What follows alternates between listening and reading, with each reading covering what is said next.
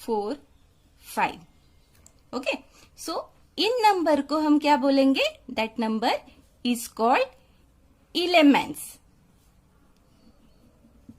इन number को हम क्या बोलेंगे? That is called the elements. अब मैट्रिसेस को सॉल्व करते वक्त हमें सबसे इंपॉर्टेंट एक चीज याद रखनी है कि we have to write the elements in square bracket. That is called matrices. Means suppose definition wise यदि हम देखते हैं तो the mn numbers we have to write in m rows and n columns. So it is enclosed in square brackets, so that is called the matrices. Okay, अब इसमें हम horizontal direction में हमने जो elements को लिखा है in this direction, that is our R1 and its R2. Okay, and vertical direction में हमने जिस elements को लिखा है that is our C1 and C2. That means यहाँ पे हमारा 1 and 2 R1 and 4 and 5 R2. वैसे ही 1 and 4 C1 and 2 and 5 C2. Okay, अब यहाँ पे आप देख सकते हैं कि this is the square matrix because we can write it is 2/2. Okay, तो इन दोनों का यदि हम प्रोडक्ट करते हैं वो आता है 4. तो टोटल 4 नंबर्स आपको इस मैट्रिसेस में दिखेंगे. ओके, तो इस तरीके से हम मैट्रिसेस को डिनोट करते हैं और ये हमने ऑलरेडी 11th स्टैंडर्ड में देखा है. Now again what we have to see in 12th standard. Okay, so all the definitions are very important if we have to prepare the 12th standard matrices. Okay, तो कौन से definition important है ये आज हम सब रिवाइज करने वाले हैं. ओके, तो आपको पता चल गया कि डिटर्मिनेंट को हम इस तरीके से लिखते हैं, मैट्रिसेस को हम स्क्वायर ब्रैकेट में लिखते हैं, हॉरिजॉन्टल डायरेक्शन में हम रोज को लिखते हैं that is R1 R2 and vertical direction में कॉलम्स को लिखते हैं. अब मैट्रिसेस के बहुत सारे टाइप्स है, तो now we have to discuss this type. Okay, so first type we have seen that is row matrices. Okay, so you can see the row matrices. Okay, so we know the definition of row matrices: a matrix which contain only one row. Okay, a matrix which contain only one row. तो matrices को यदि हम इस form में लिखते हैं that is 2, 3. You can see there is only one row that is R1. So it is a row matrices. इसको क्या बोलेंगे हम? row matrices. Okay. अब now see the second definition. It is column matrices. Similarly we have to follow the same definition. A matrix which contain only one column. तो only one column मतलब हम किस तरीके से लिखेंगे? इसी एलिमेंट्स को हम वर्टिकल डायरेक्शन में लिखेंगे. So it is our column matrices. Okay, so it is C1. Okay, so you can see what is the definition. A matrix which contain only one column that is called a column matrices. Okay, so third definition see it is of rectangular matrix. अब rectangular matrix में the number of rows and number of columns which is not equal. Okay, so number of rows and number of columns which is not equal, कि जब रोज और columns अलग अलग होंगे तो उसको हम बोलेंगे rectangular matrix. So how to write the rectangular matrix? That is 2, 3, 5, 6, 5, 8.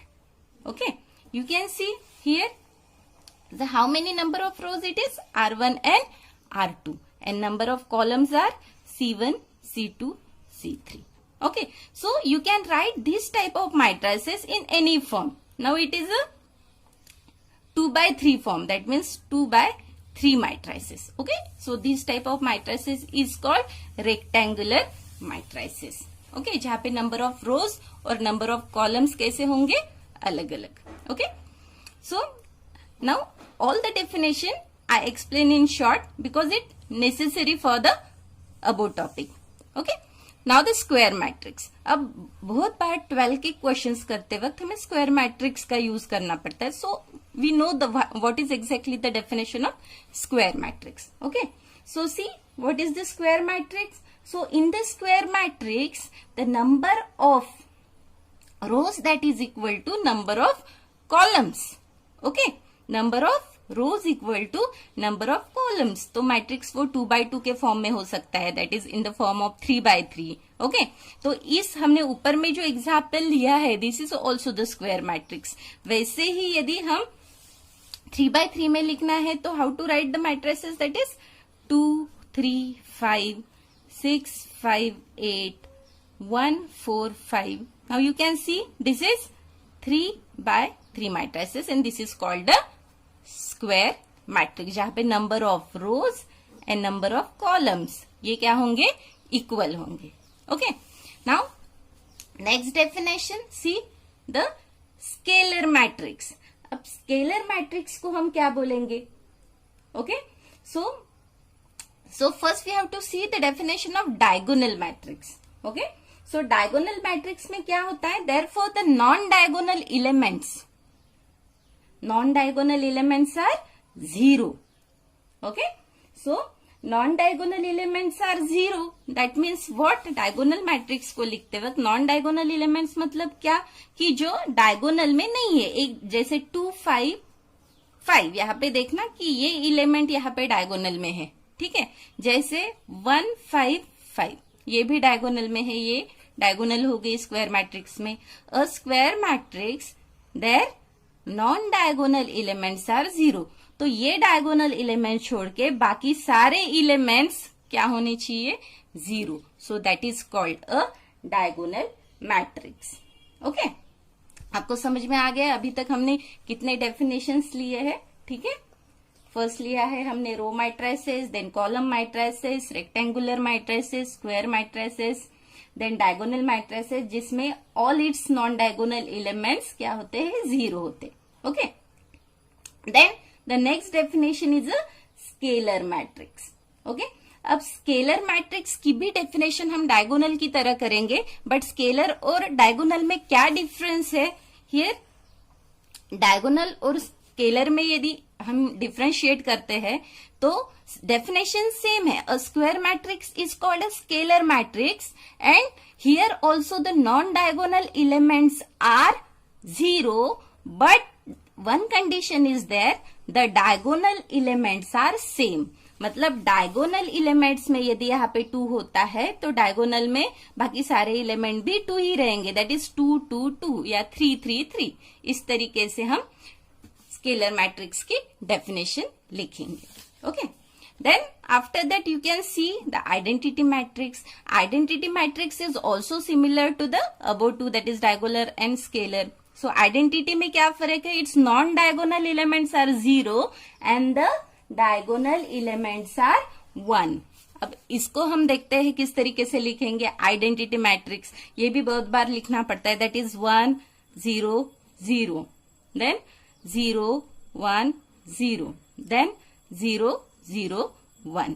अब देखो this is the example of identity matrix. Okay, अब यहां पे आप देख सकते हो we have written that is square matrix. It's a type of 3x3. इसी को हम 2x2 के भी फॉर्म में लिख सकते हैं. How to write it is 1 0 0 1.